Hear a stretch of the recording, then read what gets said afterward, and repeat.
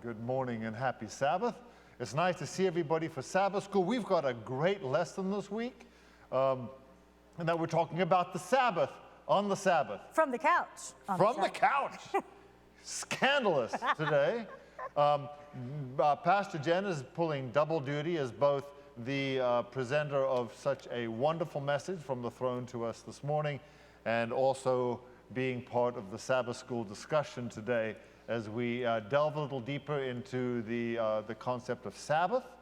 I hope that everybody's on board with this, because we are looking forward to your questions about Sabbath observance as we dig a little deeper into what Sabbath is, who was Sabbath created for us, or were we created for the Sabbath, and how we can make it real in our lives. Yes. And so that's where we're going. What do you think, Jen? I think this is great. I think it's good stuff. It's good stuff. Now the lesson starts on the Sabbath lesson starts about somebody who had a very realistic Sabbath experience, just sort of your regular Adventist person going to a non-Adventist graduate school. People got the message that she didn't participate in all the social activities on Sabbath.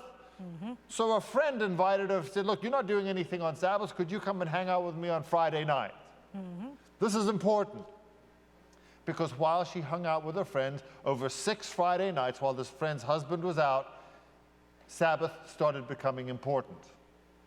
Right. And Sabbath developed meaning for her as she looked forward to this time she spent with a friend. Mm-hmm. And I want to ask you, what do you think about Sabbath? Really, what do you think about? Jen, do you remember, you grew up Adventist, right? Yes. Do you remember those days when you would do the countdown? To Sabbath, yes, I do. The countdown to Sabbath ending. Yes.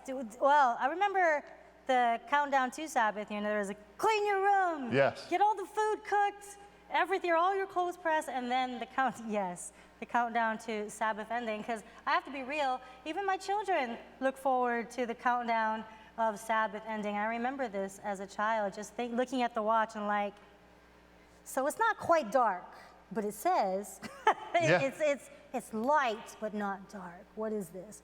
Mom, where are we at? Yeah, we'd have to establish those parameters. I had friends who would close the Sabbath while they were driving to see a football game. Or if you're from the video era, closing Sabbath while you were driving to your car to get a video to rent on the Sabbath. Yep. as the sun was setting. We all have those experiences, and I think when we do that, we lose the plot. We're missing something, aren't we? We're missing something. So to get a little deeper into the Sabbath and what it really means, this is an important message, not just for us, but for everybody, about the importance of Sabbath and how we can breathe life back into our Sabbath experience. Mm-hmm. So on Sunday's lesson, we talk about being astonished at Sabbath. Yes. And I will tell you, I like this personally. Mm-hmm. Because it talks, and I have to admit, until I got to the Sabbath school lesson, that's why you need to study your Sabbath school lessons, I never thought about what that first Sabbath must have been like. What it meant for Adam and Eve? Yeah. Mm-hmm. Can you imagine? No, I can't imagine. I'm trying to imagine Eve waking up. Yeah. That 6th day, right? Yeah. You can't imagine that. You can't imagine Adam looking at everyone paired up, and in his heart he feels, oh, where's mine? Yeah. You know, and then he wakes up and boom. And they have that, and then Sabbath approaches. Yeah. It's wonderful. It's amazing. And for everything to be seen brand new and for the first time. Mm-hmm. Brand new. I mean, Adam and Eve meet each other. They see everything brand new. They experience creation with the Creator. Mm-hmm. I mean, you know, we could just rush over this bit for the lesson, but really, can you imagine being with the master teacher, the creator of it telling you how it works? Yes. And this is how your DNA works, by the way. You know, I mean, really. You know, we talk about, this whole lesson has been about Christian education, the education opportunity. Mm-hmm. How can we bring wonder into Sabbath? Wonder back into Sabbath? You know, that's a question we've got to ask ourselves. How can we bring that sense of wonder? You know, we live in a fairly urban society now. People have left the farms in the country, but to get back out into it. Right. And experience it. And I'm not knocking people on a rainy day watch, you know, Blue Planet on Netflix, okay? there might be a place for that, but to get out into it. And see it. Have you ever seen that video clip where a man, or okay, well, we don't know it's a man, right? But it's a person wrapped up in Christmas paper, wrapping paper, right? Okay. And all of a sudden they like poke through, and the man goes, and it's gift of life. Yeah. And then he turns a corner and he flips a switch and is like, gift of light. And then he opens a fridge and it's like, gift of food. And these are all astonishing things, but we've gotten so used to it that they're no longer gifts anymore. Right. And so that's our modern day gifting, right? And then we think about that Sabbath day and just what they were taught, the millions of questions they could have asked the Father on that day. Yeah. It's amazing. Yeah, I mean, for those of you who are raising small children, and you have a little experience in that, Jen, not a lot, just a little bit. But you know, when they get to that question-asking stage, and you think, oh, the question's ever going to end? Yes. You know, I mean, I'm a school principal. You know, those preschoolers and those first and second grade, they can get into question-answering gear, and it's just like nonstop. For Adam and Eve, because they were, the Bible, they were born full-grown people. Right? They didn't start as little babies. And so I try to wrap my mind around what it would have looked like for a full-grown person with a fully developed mind having to take all of that in for the first time. Yes. I think we have Elder Dawn. Okay. Elder Dawn, speak to us. Question. Okay, good. We have a question from a YouTube listener.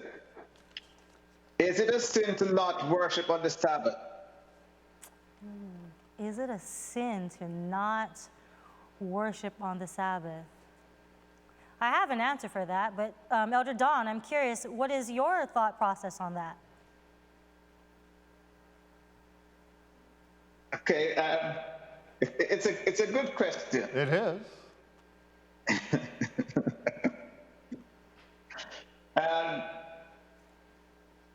It's okay. It's a sin to not worship God on the day that He asks us to worship Him.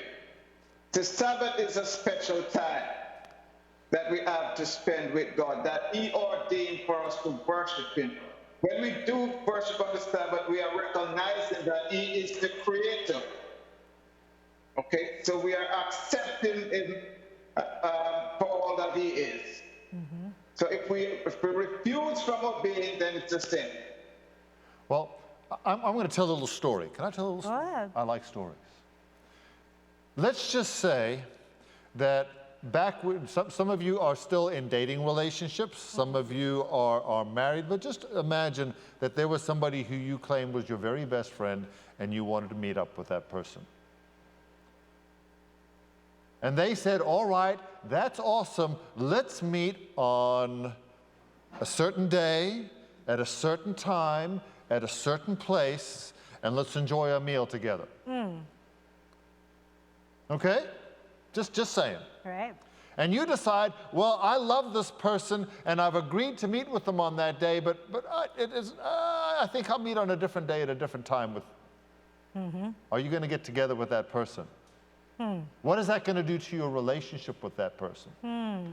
You know, and that's something that I think we should consider. I don't want to call it a sin or not. It very well may be, but, and we'll hopefully get to that in today's lesson. It's all about the relationship. Yes. We're going to realize it's all about the relationship. It's not about the doing. It's about fostering the relationship. So if the God of the universe, Right. who should be important to us somehow, has recommended a certain day that's going to be a special date between you and me. Listen, those of you old married people like me, if you've got a good marriage, you've got a date night with your wife. or with your husband. There's a date night somewhere in the week, and you might do something. You might just go out for ice cream. You don't have to spend a lot. Let's just go to Nothing Menchie's major. together every Tuesday, you know? And you look forward to that time together, but then you decide, well, I don't want to go on Tuesday. I'm going to go on another date, and she can go on Tuesday, and so you go on 2 separate days. What's going to ultimately happen to date night? First of all, date night's going to deteriorate. Secondly, ultimately, what's going to start happening to your relationship? It's a breakdown. Breakdown. Yes, it is. Right. And I don't even want to, I know where Elder Don is going about saying that it might be a sin. I think that's a little harsh. You know, for those who do not know what the Sabbath is, if we are trying to reach others with the Sabbath, so, you know, what are we going to do as a church folk who we're trying to witness to others? Are we going to say, you're not keeping the Sabbath day and it's a sin, when they have no idea what the Sabbath is, when they haven't established that relationship yet? So you're right. It's all about a relationship and what we do with that relationship. That's right. That's right. So we got to make sure that our focus is right. Not just in our own personal Sabbath observance, but in the way we present it to people. Yes. Because I think it could be a little off-putting to somebody if you sit down with them at the table and say, do you know you're going to burn in hell because you worship on Sunday? Yes. Okay. Somehow I think that might be a relationship barrier with that person, rather than saying, do you know what you're missing? Oh, nice. Okay? Do you know what you're missing? Do you know that God asked you to worship on this day because he wanted to be with you so badly on this day? And man, can we just carve that time out for him? Can I show you what it is about? Yes. You know, all of a sudden it changes the paradigm. Yes, okay? It does. The paradigm. And Sabbath is important enough. If we just flip over to Monday's lesson, we talk about how God had to reestablish Sabbath worship with his people. And so he took them out into the wilderness. And he needed to reestablish not just Sabbath, but his relationship with them. And so he started feeding them special food, manna. Okay? Now, the manna story is an interesting story because every single day they had to go and collect enough just for one day. If they collected for more than one day, what happened? Spoiled. It would go rotten. It would get maggots in it. It would get gross. Worms, okay? Yes. But on Sabbath, what did they do? They got 2 portions. 2 portions for Sabbath, right? They'd collect Friday. And Sabbath. And then Friday and Sabbath would be covered. And then on Sunday, it would be on the ground again. And I want to tell you, it's a little bit of a story like when I was growing up as a kid. We always had pet birds. I don't know how many of you have pet birds. Yep. In Florida, there are escaped pet birds. There are green parrots that fly around my neighborhood that apparently escaped many years ago. And they're reproducing, and there's like huge flocks of them, and they're awesome. But if you want to tame a bird, one of the ways you tame a bird is you leave water in its cage, but you don't feed it for a couple of days. And then you hold your hand out like this with a little bit of food. They're so hungry. And eventually it gets hungry enough, it eats from your hand. And you let it get no food at all until finally the only place it gets food is your hand. It gets used to your hand. It associates your hand with food. And then you develop a relationship with that little bird. Okay? Nice. God was developing a relationship with his people. Well, it makes you wonder too then, if now he's developing that relationship with them, what was it for them in Egypt? How did they keep the Sabbath? How were they in a relationship with Jesus? And they had that whole other life that now they're coming into a completely new life. Totally new. 40 years of 40 just eating years, manna. yes. God bringing his people back to him. Got to understand that that's an important element of Sabbath. Yes. It's God bringing us back to him on a specific day of the week that's for us and God. Yes. Our date You know, with God. yeah, and an important part about the date day, of course, is preparing for it. Right? I mean, I remember when I was dating in college, and I did a little. I spent all my money on dating in college. But there were some times where I'd choose the good restaurant. I would go ahead of time because I didn't drink alcohol. I'd deliver non-alcoholic beverage, sparkling beverage that would be there. I'd say, when I come, I want that there. And I would choose my table by the fire, and I would have the flowers sent ahead of time, and I would make sure that the gas tank of my car was full and that everything was set up so that I would have a nice date with that person. How many of us do that on Sabbath anymore? Just a thought. Just tossing that out there. If God is important to us, how much time, when Friday is the preparation day, and I know we're busy, and I know many of us are working right up until sunset, and all those kinds of things. But are we thinking about Sabbath before we get there?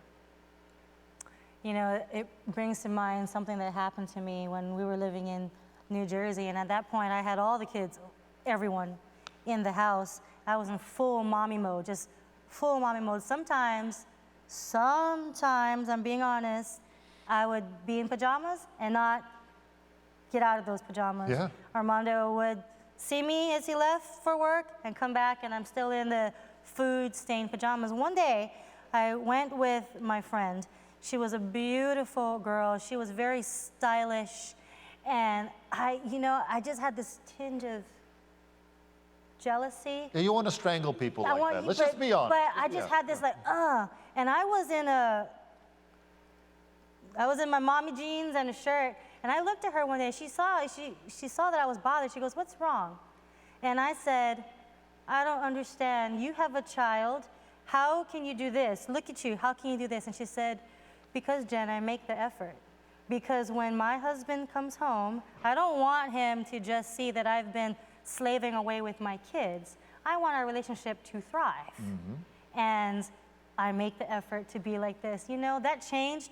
I literally went and bought a whole new pair of jeans, a whole new top, and when Armando came home that day, you know what he said? He goes, "Whoa, where are we going?" It was nothing about, I'm like, "We're going nowhere. I just wanted to be different." He's like, "Well, hey, let's go somewhere." And it was like a new spark. Yeah. And this is what Jesus is calling us. He's re-sparking this relationship with the Israelites with him. That's right. That's right. Because, guys, you're going to hear this over and over again from me. It's all about the relationship. Okay? It's not about, I want to just make a slight shift and say it, because this is going to segue us into Tuesday's lessons perfectly, because it's about the relationship. It's about learning priorities. And it's about the relationship, keeping Sabbath or not keeping Sabbath. It's about having a relationship with God and having a day set aside because God is the center of our lives. Yes, yes. And that's what Sabbath is about. Again, we established early on that the time that God asked us to meet with him, because he's God and we love him. Let's throw that out. Because he's God and we love him, we want to meet with him on the day he set aside for us. Yes. Because we love him, we're saying that again. Yes. And so everything that God has done, when we see sort of the rediscovery in Monday of trying to redevelop that relationship, and so I want you to picture God's hand, literally his hand, holding and feeding his people, wanting them to come in and eat and become comfortable with and be able, because ultimately those little birds, they'd come and sit on our shoulders. They would want to be with us all the time. We were the center of their little feathered universes. And that's what God wants. That's what God wants, and that's what we should want with him. That's what we should want with him. So, so learning priorities here is very important, because, when we move over to, is Sabbath just one day a week? Now, that's a question for you. First of all, I'm going to throw out something that might be heretical to some of my Adventist believers. Careful. It's okay to worship God every day of the week. Yes. Okay, I said that. Okay, there's only one Sabbath. Let me reel you back in. Come back in. Don't turn off the TV yet. But yes, it's okay to worship God every day of the week. Every day. What do you think, Jen? I think so. Yeah. Yes, it is okay to worship God should still keep the Sabbath especially special. That's right. So we shouldn't be saving all our Christianity for Sabbath. We should be displaying it every single day. Every day. Every day, yes. Because, and I will tell you, I became sensitized to this when I worked with the Navajo people early on in my career. Because they struggled with Christianity. Because their religious form, everything was religious to them. The ground that they lived on, the clothes that they wore, the way they build their homes, everything had religious significance. They become Christians, and from their perspective, we were only religious one day a week. Is that what we're called to do? No, we're not called to do it only one day a week. What would the world look like if we as Christians recognized that it was important for us to bring Sabbath into the rest of the week with us? What would happen, Jen, what would happen if the only day Armando ever gave you a hug and a kiss was one day a week? We would not have lasted our 21 years. And that was it, just one day. No. And it would be, okay, every Monday, that's your hug and kiss day, and then that's it. Rest of the week. We'd die. There'd be a problem. Yes. There'd be a problem. You know, you're in a bit of a dysfunctional marriage when you've only got a hug once a week. And listen, if I change my mind, I'll let you know, and you just keep on going with it, you know? Yes. You know? But that's sometimes how we treat God, It is. right? Mm-hmm. Okay, Sabbath is over. Yahoo, back to sinning. It's good. That's not going to work for you. Well, I've even been in those relationships where, okay, I might get myself in trouble, you know, but where I've had Sabbath friends who, after eating together, fellowshipping together, they say, okay, well, we've done the fellowship part, let's go to the mall. Yeah. And I'm just like, what are you guys doing? This whole day is for Jesus and for fellowshipping. Yeah, but we've already done that. Let's go. Yeah. And you know, and I get looked at weird because I refuse to do it. Yeah. And again, it's not about legalism. No, it's not. It's about the relationship. Yes. You know, I've had people come to my home, Jen, and I shouldn't admit to this in this day of technology, where I'm sitting and having a conversation with them, and all of a sudden they just start sitting next to me and start scrolling Facebook on their phones. And how do you feel? Grumpy. Mm-hmm. I do. I really feel. I feel like offended? it's like, babe, you just go ahead there on the phone. I'm going to get up. I'm going to ride my motorcycle to the beach and go walk on the beach. And you know, when you're done with Facebook, give me a call. You know, but do we do that to God? We do. We do. The God of the universe who died to save us and created us and all that stuff, we treat him the same way. Like he's a bystander. Yeah. Yes. Yeah. And so that balance, and I'm going to tell you right now, don't feel bad about the behavior, work on the relationship. Yes. Because once you work on the relationship, then your behavior changes. And whether you want it to or not. that's right. And changes. it's not a burden because it's out of No. love, right? Yes. I mean, that's what's so key is that it's got to be this love relationship with you and God. And so focus on the relationship, and all the Sabbath Do's and don'ts go away because all you want to do is do for him. Yes. Elder Don wants to. Don, speak up. Okay, good. I just want to add to what you're saying there about the worship on the Sabbath. Your whole lifestyle should be worship. Yeah. You're always worshiping. Yes. And so the Sabbath is that special time that God asks us to come aside from the everyday activities to recognize him as the creator of all things. Yes. And so that's what the Sabbath is. We come aside to recognize that in 6 days he created heaven and earth and the sea and everything. And this is the time when we recognize him. So once we keep the Sabbath, we will always be celebrating the creation. Yes. Yeah. Yes. Yep. And that Sabbath is sort of that recharging time to keep us into the mind of worship for the rest of the week. Yes. You know, it helps us recharge and be ready to go for the rest of the week. That's why sometimes I worry about my friends who are in active pastoral ministry. Okay? Because let's be real, they work on, Sabbath's a busy day for you, Jen, right? Okay. I don't have the Sabbath. No, you know, and so you got to carve out some time. Yes, yes. You got to maintain that balance. And for you, it might not be Sabbath. Because Sabbath's a busy day. I mean, I looked at the announcements today and I thought, this is going to be a busy Sabbath. Every single hour, there's something happening. Boom, boom, boom, boom, boom. And that's awesome. That speaks well for our ministry. But guys, we need to keep our pastors in prayer. Please do. Because they have to be in the mind of worship constantly, but they need a day to recharge. Yes, we do. And so also as church members, I think we should also learn to respect. I'm a pastor's kid, so I'm just going to put in a plug for you guys, okay? There needs to be a day that our pastors have carved out that's their day. And we need to respect it as a church. If it's Pastor Jen and she says, Monday's my day. Monday's my day.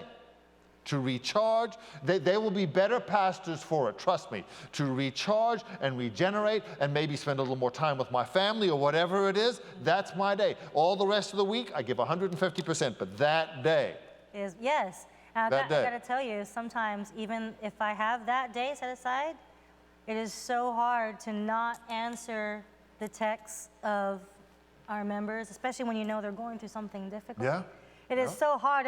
And even to put, I'll call you back, because they're like, well, you're a pastor, what else are you doing? Yeah. Right? And so sometimes, it's hard for us even to draw boundaries, but yes. Yes, you need it desperately. And the fact is that your ministry will actually be stronger. It will be. Because I've seen a lot of outstanding ministers burn out. Burn out because they haven't taken that time. We all need a day. We do. And God put that in there again. God sanctified Sabbath because He knew we needed that time to rest. He knew for our spiritual well-being we needed that time with Him. Listen, when I was working as a principal of a school in Las Vegas, I had a study group we worked with.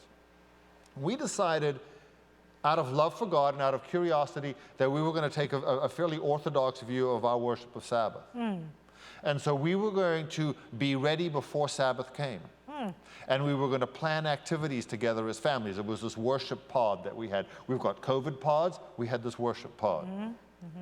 And we were going to put efforts to planning into making sure that Sabbath was special for us and our children. Wow. Now, this was in Las Vegas, and I know everyone thinks of Sin City, but outside of Las Vegas, there's Mount Charleston, and there's mountains, and there's beautiful islands of green out there that for those of us with four-wheel drives, we knew how to get to, and all those kinds of things. Yeah, oh man, the nature outside of that city is wonderful. I love living there because everybody went there to sin, and the nature was all for me. It worked out great, you know, and so we did all this stuff on this exploring together as families, and we planned ahead, and we discovered that in the more orthodox view of worshiping Sabbath, when we were doing it to get to know God better, all about the relationship. Where are you? They're all about the relationship.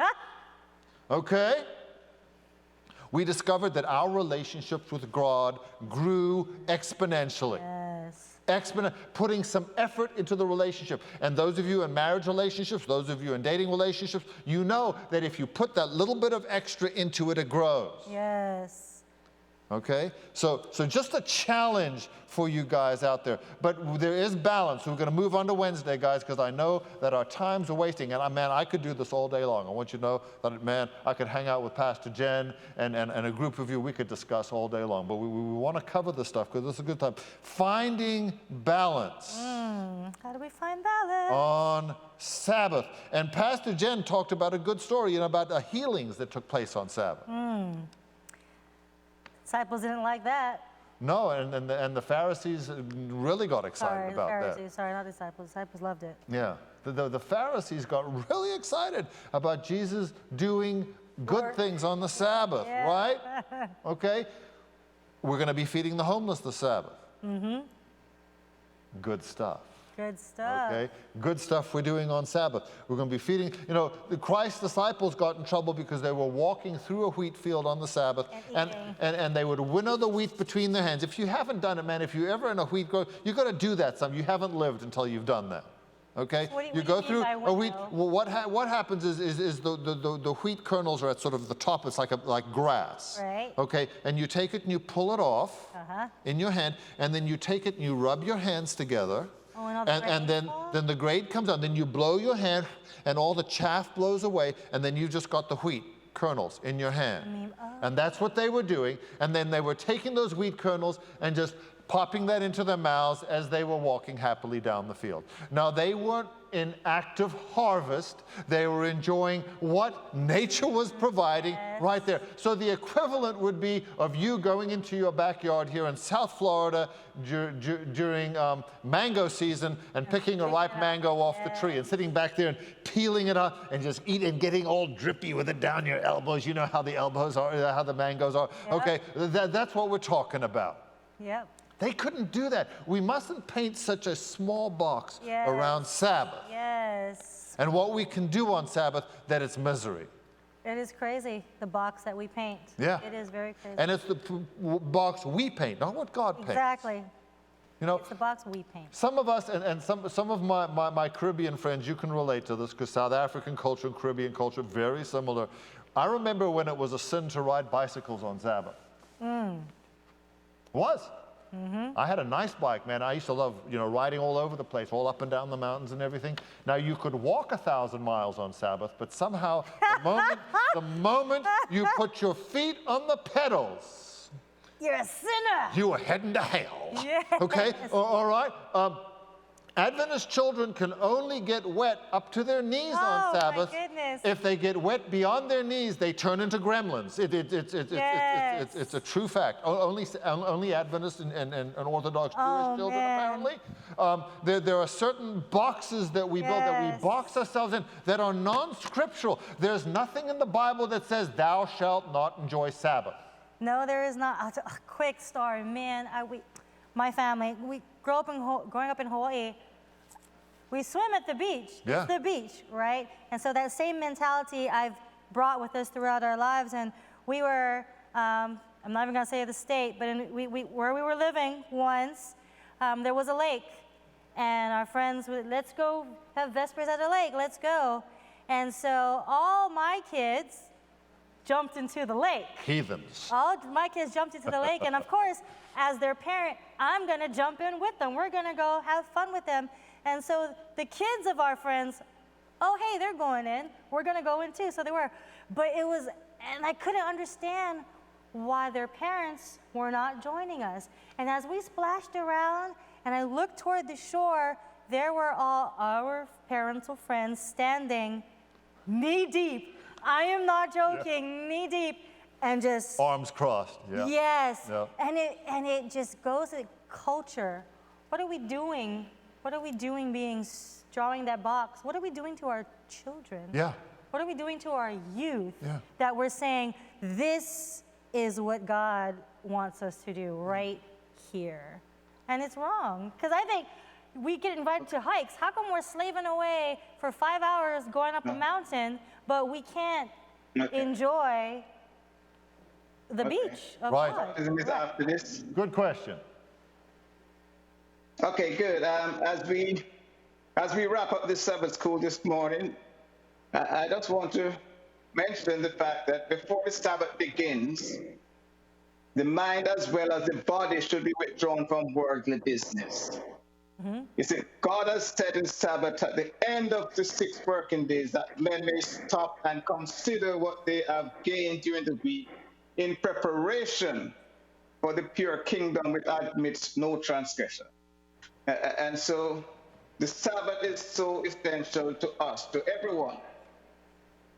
And it's a blessing to really have worship on the Sabbath. Yes, it is. Yes. Yes, it is. And so as we wind down for our baptism service, I just want to remind our listening audience that the Sabbath is a joy, it's a delight, it's a pleasure for us to come together as God's children to recognize the great work that He has done in creating us to worship Him.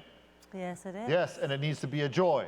It needs to be a joy. It yes. needs to be a joy. Not to be a countdown. No, not to be a countdown. You know, one of the things that I did, especially when I was a very busy boarding school principal, because I would work 7 days a week nonstop. Once a month, I would take my family out.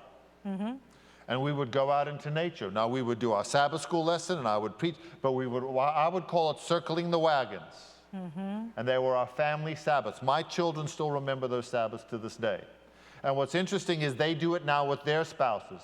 They say, look, once a month, we have our special Sabbath Family time. Sabbath, yes. Make Sabbath special. Develop Sabbath As traditions a day of joy, yes. that Sabbath your children traditions, will look yes. forward to, that they Yes. can't wait. But we've been given the closed sign. That's the sign of a good lesson, Jen, Yes, when we just are still going after it's time to close.